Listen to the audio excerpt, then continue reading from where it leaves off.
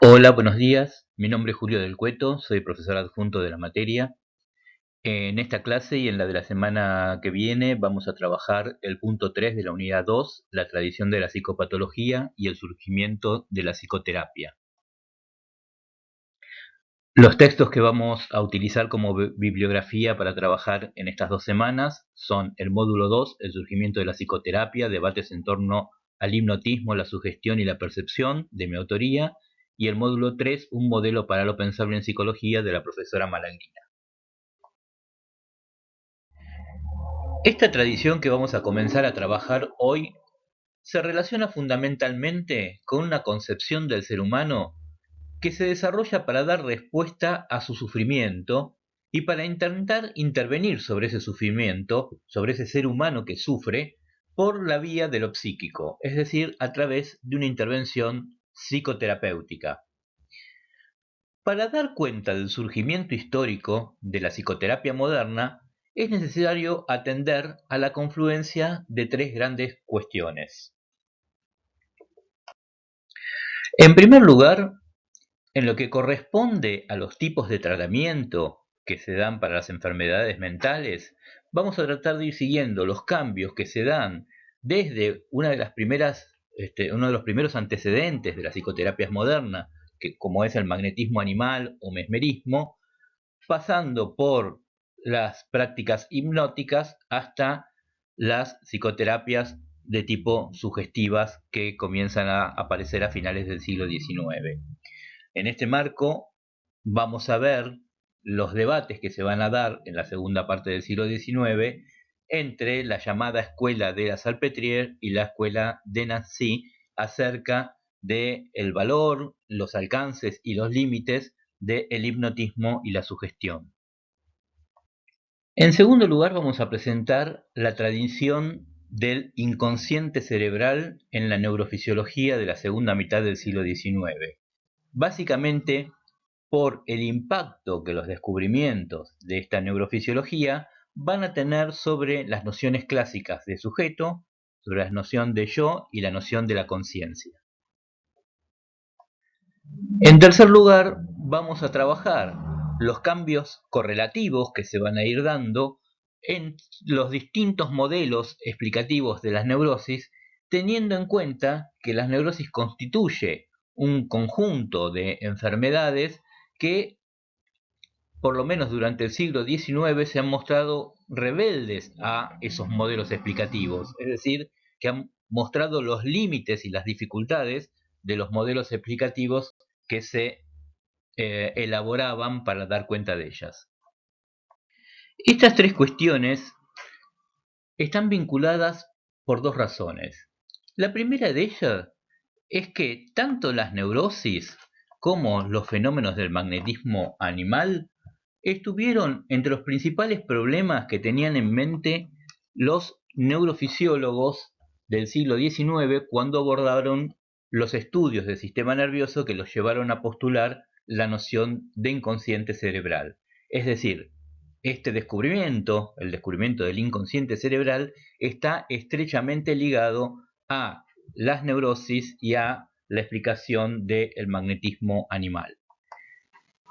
En segundo lugar, los desarrollos de esta neurofisiología del siglo XIX va a proveer los modelos teóricos explicativos con que a finales del siglo XIX se abordó esas dos entidades problemáticas para la medicina, como son la histeria y como es también la hipnosis. De esta manera, justamente es que van a dar origen a la moderna psicoterapia. Este movimiento que va desde el magnetismo animal hasta la hipnosis y desde la hipnosis hasta la psicoterapia fue correlativo al cambio que se va dando en la concepción de las neurosis desde modelos explicativos anatómicos y fisiológicos a modelos de tipo psicológicos. En este sentido, el comienzo de la psicoterapia moderna, basada en un mecanismo psicogénico, fue paralela a la transformación progresiva de las neurosis en enfermedades con etiología psicológica. La noción de etiología refiere a la causa u origen de las enfermedades. En síntesis, se puede afirmar que la construcción de una tradición de conocimientos y de prácticas en la psicología del siglo XIX, a partir de los problemas de la clínica y de la psicoterapia, van a encontrar las condiciones más sólidas para su conformación a partir del modelo de la hipnosis en su doble carácter de herramienta de investigación clínica y herramienta terapéutica. En la clase de hoy entonces lo que vamos a tratar de hacer es introducir y situar las condiciones y los antecedentes de ese momento de formación e instauración en el ámbito médico y académico de la psicoterapia. Comencemos entonces con el magnetismo animal creado a finales del siglo XVIII por Franz Anton Mesmer. La concepción magnética del tratamiento de las enfermedades no era nueva en la segunda mitad del siglo XVIII, cuando Mesmer comienza a difundir su método denominado magnetismo animal. No obstante, la historia le reconoce a Mesmer el ser una de las primeras figuras en aplicar y divulgar un método sistemático para el tratamiento de diversas enfermedades nerviosas. Mesmer fue testigo de una época muy rica en cambios históricos fundamentales. Podemos hablar de la independencia americana, la Revolución Francesa, la época del terror revolucionario también en Francia, las guerras napoleónicas y algo que es más propio de la modernidad en su conjunto, que es la secularización progresiva de la sociedad. Todos estos acontecimientos históricos involucraron no solamente una transformación en la lógica del poder político, sino también una nueva concepción del ser humano, un cambio en el estatuto del individuo que va a propiciar la formación de una interioridad psicológica percibida como problemática y con ello una nueva visión de las enfermedades mentales y de las formas de actuar sobre ellas. El nacimiento del magnetismo animal se vio favorecido por esa sociedad en crisis que buscaba hacer frente a una realidad cambiante y que en tanto tal era percibida como amenazante. En esa sociedad en transformación van a proliferar las perturbaciones del espíritu y el sufrimiento va a devenir cada vez más intolerable. En este sentido, uno podría decir que el despliegue de una experiencia como la del magnetismo animal requiere necesariamente de un público, es decir, de una demanda de quienes buscan someterse a estas nuevas formas de intervención. Muy rápidamente el magnetismo animal va a desbordar los márgenes de la medicina oficial, saliendo al encuentro justamente de esas demandas no formuladas, de esos malestares de la cultura occidental que hasta el momento no eran reconocidos. El éxito social de esta práctica introducida por Mesmer se basa no tanto en la exactitud y rigor de sus propuestas, sino en las expectativas que despierta en aquellos a quienes está destinada. Hay toda una dimensión que corresponde a una percepción social de que hay trastornos subjetivos que pertenecen a una nueva época, que son estas enfermedades modernas, las enfermedades de los nervios. Son además trastornos que reclaman nuevas formas de intervención y de conocimiento. De modo que la construcción de los saberes sobre lo psíquico difícilmente hubiera podido producirse sin el surgimiento de una cultura del yo constitutiva de la modernidad, donde esas fuentes del malestar terminaron siendo ubicadas en un mundo interior asignado al individuo. Como ya mencionamos, el magnetismo animal es un método terapéutico heterodoxo que muchos autores consideran como la primera escuela de psicoterapia moderna. Se trata de una teoría en la cual los fenómenos vitales son representados según el modelo del magnetismo terrestre como fuerzas de atracción y de repulsión. Para Mesmer, animal refiere a lo vital, a los seres vivos, y magnetismo refiere a un tipo de relación particular entre los seres vivos. Mesmer también propuso la existencia de un fluido físico universal que ocasionaba efectos en el cuerpo humano. La acción de ese fluido sobre el cuerpo es lo que Mesmer denomina magnetismo animal. Ese fluido universal determina el funcionamiento de todos los organismos animados. Desde esta perspectiva, la salud y la enfermedad son concebidas como fuerzas que operan en un equilibrio dinámico en el interior del cuerpo humano. La enfermedad se origina por una distribución desigual del fluido en el cuerpo, mientras que la recuperación se logra al restaurar el equilibrio. Mesmer decía, la perfecta armonía de órganos y funciones constituye la salud. La enfermedad es la aberración de esa armonía. La curación consiste, pues, en restablecer la armonía quebrantada. El remedio general es la aplicación del magnetismo. El magnetismo animal, entonces, es una práctica médica que pretende aplicar sus ideas a la curación de las enfermedades. El magnetizador es el agente terapéutico de la cura, en tanto es quien restablece en el paciente ese equilibrio perdido. Mesmer se consideraba a sí mismo como portador de ese fluido misterioso, ese fluido universal, y por eso suponía que tenía el poder de provocar crisis en los pacientes por su sola presencia o con un simple gesto o tocando al paciente. En este sentido, el magnetismo animal es un modelo de intervención sobre los padecimientos subjetivos. Con el magnetismo animal, decía Mesmer, el arte de la curación alcanzará su estadio final de perfección. Esta práctica muy rápidamente se va a propagar, produciendo un verdadero furor entre el público que acudía a todos los lugares de Francia para ser tratados por Mesmer. Como consecuencia de ese furor y del aumento de la demanda de tratamientos, en 1778 Mesmer comenzó a tratar a sus pacientes en forma grupal y para ello utilizó por primera vez el baquet, con el cual podría llegar a tratar hasta 30 personas al mismo tiempo. El baquet es un dispositivo que probablemente fue construido tomando como modelo a la botella de Leyden. La botella de Leyden es un dispositivo eléctrico que se hace con una botella de vidrio y que lo que permite es almacenar cargas eléctricas. Y probablemente el supuesto en el que se basaba Mesmer es que así como la botella de Leyden podía almacenar cargas eléctricas, el baquet podía almacenar magnetismo animal. ¿En qué consistía este baquet? Es lo que vemos en la foto, un gran tonel circular de madera en el cual se depositaban botellas con agua que previamente habían sido magnetizadas por Mesmer.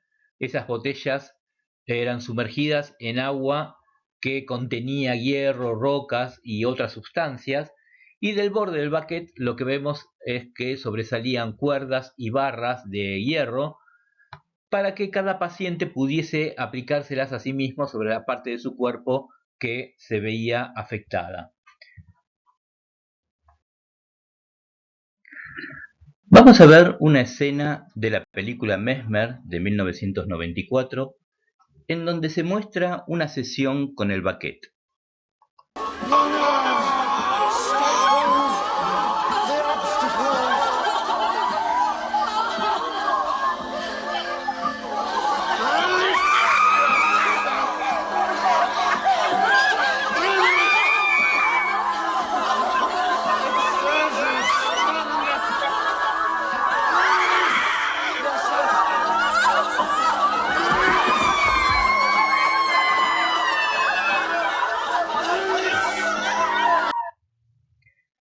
Esta breve escena muestra varias cosas interesantes.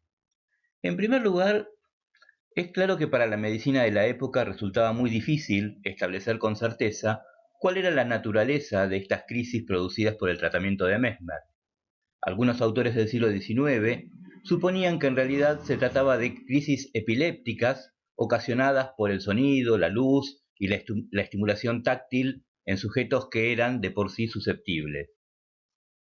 Pero otros autores no estaban de acuerdo con esta afirmación y sostenían que era más probable que se tratara de ataques histéricos o, como Charcot las va a denominar unos años después, ataques histeroepilépticos. En este sentido, se señala que estos pacientes son muy propensos a imitar los síntomas de personas que estén próximos a ellos o de personas con las cuales se identifican. Por lo tanto, bastaría que una sola persona produjese en esa situación una crisis epiléptica para generar que todos los demás reprodujeran también ese mismo tipo de crisis. Otro aspecto para destacar está relacionado con las expectativas positivas. Cuando las sesiones magnéticas se volvieron célebres a finales del siglo XIX, muchas personas acudían a ellas como una forma de entretenimiento o como un último recurso para curar sus dolencias. En cualquier caso, es muy probable que las expectativas positivas sobre los efectos curativos de estas técnicas jugaran un papel importante en los resultados obtenidos con posterioridad. Finalmente, es interesante también observar la relación terapeuta-paciente que allí se establece. Claramente es una escena con un alto contenido erótico. La relación interpersonal que se establecía en el curso de estas sesiones era muy estrecha y lo que vemos que predomina es el contacto físico y verbal entre el terapeuta y el paciente. Por esta misma razón, las prácticas del magnetismo fueron denostadas con el argumento de que afectaban gravemente a la moralidad. En síntesis, el sistema conceptual de Mesmer se fundamentaba en cuatro principios básicos. Existe una influencia mutua entre los cuerpos celestes, la Tierra, los cuerpos animados, gracias a ese fluido físico universal. Segundo, la enfermedad se origina por la distribución desigual de ese fluido en el organismo humano, mientras que la recuperación de la enfermedad se logra cuando se restaura el equilibrio. Tercero, con la ayuda de ciertas técnicas, ese fluido puede ser canalizado, almacenado y transmitido a otras personas, como vimos en el ejemplo del baquet. De esta manera se pueden provocar crisis en los enfermos y a partir de esas crisis dar comienzo a la cura de la enfermedad. Ahora bien, el magnetismo animal en realidad va a terminar traspasando las barreras de la medicina, las barreras de la ciencia, para convertirse en un verdadero fenómeno sociocultural. Por desgracia, la personalidad de Mesmer y el carácter místico que se le atribuyó a su terapéutica sirvieron para desprestigiarlo. En 1785, la Facultad de Medicina de París va a conformar un comité de notables para que investigue a Mesmer y a su práctica terapéutica. En ese comité llegaron a la conclusión de que en realidad Mesmer era un charlatán y que el magnetismo animal no existía. En este sentido, los resultados sostenían que podían encontrarse en los pacientes no eran más que efectos de la imaginación de los propios pacientes. Un segundo momento en la historia del magnetismo animal comienza con un discípulo de Mesmer, un noble francés llamado Marqués de Puysegur, quien sostuvo que el verdadero agente curativo era la voluntad del magnetizador. Al magnetizar a un joven campesino que había estado enfermo, Puysegur tuvo la oportunidad de observar un fenómeno completamente nuevo. Durante el trance magnético, este campesino entró en un sueño particular, durante el cual se aliviaron sus padecimientos.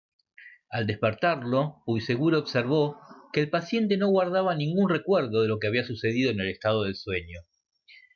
Como en ese estado el sujeto era capaz de hablar, caminar y actuar, Puysegur le dio el nombre de sonambulismo provocado o artificial. Unos años después, el inglés James Braid va a denominar a este fenómeno hipnosis.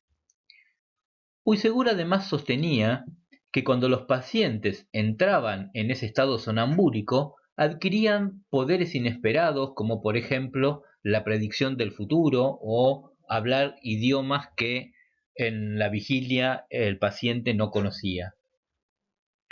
Los seguidores del Marqués de Puysegur van a centrarse específicamente en este fenómeno del sonambulismo artificial, y van a ir simplificando progresivamente los procedimientos que había elaborado Mesmer.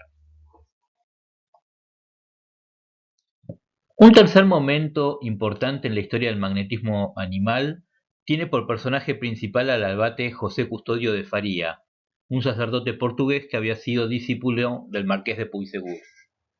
En 1813, Faría critica la teoría del fluido de Mesmer y comienza a sostener que lo fundamental del magnetismo se debía al paciente y no al pasaje o el traspaso de un supuesto fluido desde el magnetizador al magnetizado.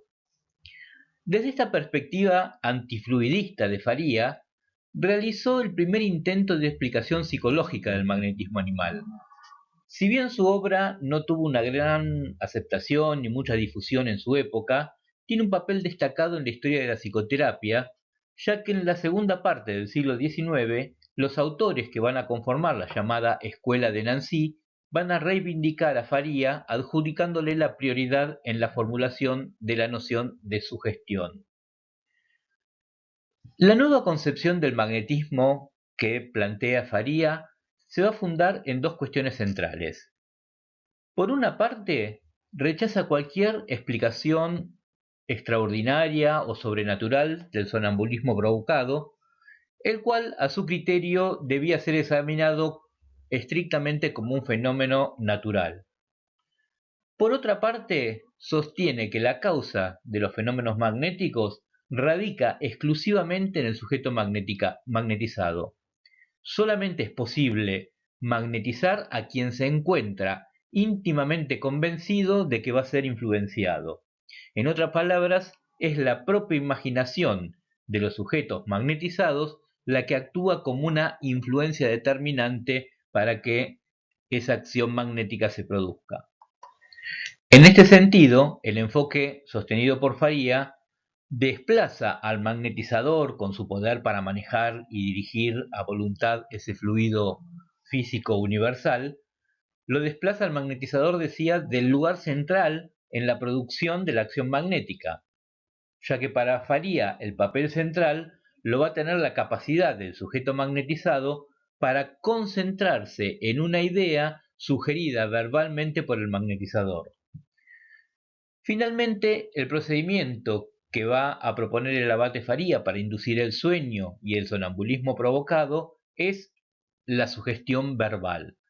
Faría colocaba a sus pacientes en una ronda, todos sentados, con sus manos en alto, y caían en un sueño lúcido al escuchar la orden del abate que decía duerme. Esta va a ser luego la base del método sugestivo, el método psicoterapéutico sugestivo que va a desarrollar la escuela de Nancy, que vamos a trabajar la semana próxima. En síntesis, hasta mediados del siglo XX, los magnetizadores habían podido observar las siguientes cuestiones. En primer lugar, que el sujeto magnetizado, una vez despierto, no conserva recuerdos de lo que ha sucedido mientras estuvo en ese estado de sonambulismo. En este sentido, comienza a vislumbrarse esa dimensión inconsciente de la subjetividad, esa dimensión inconsciente de la vida psíquica. En segundo lugar, observaron que se es más sugestionable en estado de sonambulismo. Las sugestiones que se inducen a un sujeto en ese estado de sonambulismo se vuelven efectivas una vez que se despierta el sujeto sin que recuerde que le fueron sugeridas. En otras palabras, esa dimensión inconsciente puede operar sobre el comportamiento consciente. En tercer lugar, muestra el papel central que tiene en la cura la relación médico-paciente. Y finalmente, lo que vemos es que para todos estos autores, la influencia de la mente sobre el cuerpo era algo incuestionable. Es importante destacar que, más allá de lo extravagante que hoy nos pueda parecer el magnetismo animal, había en esa tradición un proyecto sistemático de investigación de ese nuevo campo. Mesmer no se consideraba a sí mismo como alguien marginal al sistema de las ideas científicas en las cuales buscaba legitimar sus descubrimientos. Es más, Uno podría decir que ese afán de búsqueda de legitimidad científica se convirtió para el magnetismo animal en un problema, ya que ese intento de superponer un modelo proveniente de la física constituyó un obstáculo que solo pudo ser superado cuando las teorías fluidistas fueron suplantadas por el modelo del sueño. Ese es justamente el momento en el que la historia de la hipnosis toma el relevo a el magnetismo animal. Hipnosis viene de himnos, que quiere decir sueño. Entonces, comenzar a hablar de hipnosis significa, por una parte, dejar de lado a esa tradición fluidista, esa especie de obstáculo epistemológico que derivaba de la física, para instaurar otro modelo, la hipnosis como una forma de sueño particular. De allí la relación directa que ya había sido descubierta por los magnetizadores con el sonambulismo. Hacia mediados del siglo XIX, para poder explicar los fenómenos magnéticos que escapaban a la regulación consciente, se va a recurrir primero a explicaciones de tipo fisiológica y luego a explicaciones de carácter psicológica. El médico escocés James Braid es uno de los investigadores más importantes en ese proceso porque es el que inventa el término hipnosis en 1841. Sus investigaciones y observaciones contribuyeron a relegar las tesis fluidistas inauguradas por Mesmer. El primer contacto de Braid con estos fenómenos ocurre cuando asiste al espectáculo de un magnetizador en un teatro. Si bien inicialmente la posición de Braid es crítica, le llama la atención algo que ve en la posición y los movimientos oculares de la persona sometida al trance. Braid va a tratar de encuadrar esos fenómenos que observa en la lógica de explicación propia de la fisiología. En sus formulaciones iniciales sobre la naturaleza del hipnotismo, Braid concedía una importancia especial a los procesos psicofisiológicos involucrados en la fijación de la mirada. Sin embargo, progresivamente fue concediendo mayor importancia a los aspectos cognitivos subjetivos del proceso hipnótico, resaltando el papel de las creencias, de las variables atencionales y de la sugestión en detrimento de los aspectos meramente fisiopatológicos del proceso.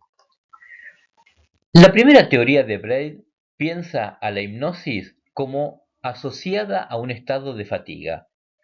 El procedimiento de hacer fijar la mirada para provocar el estado hipnótico es porque esa fijación de la mirada genera un cansancio que comienza a sentirse en los músculos oculares y que luego se traslada a los centros cerebrales. Al asimilar a la hipnosis a los mecanismos fisiológicos del sueño, lo que está diciendo es que la hipnosis es un estado normal. Ya no hay nada que aluda a la existencia de un fluido, pero tampoco necesariamente a una acción directa del hipnotizador sobre el hipnotizado. Lo único que se tiene que hacer es provocar esa tensión y fatiga ocular y a partir de allí el proceso fisiológico se va a desencadenar por sí solo. El proceso fisiológico que lleva a la hipnosis se va a desencadenar por sí solo. En su segunda teoría, comienza a reinterpretar los fenómenos de la atención y de la concentración que antes se explicaban por la fatiga que desencadenaban. La atención misma supone ahora para Braid una operación psicológica.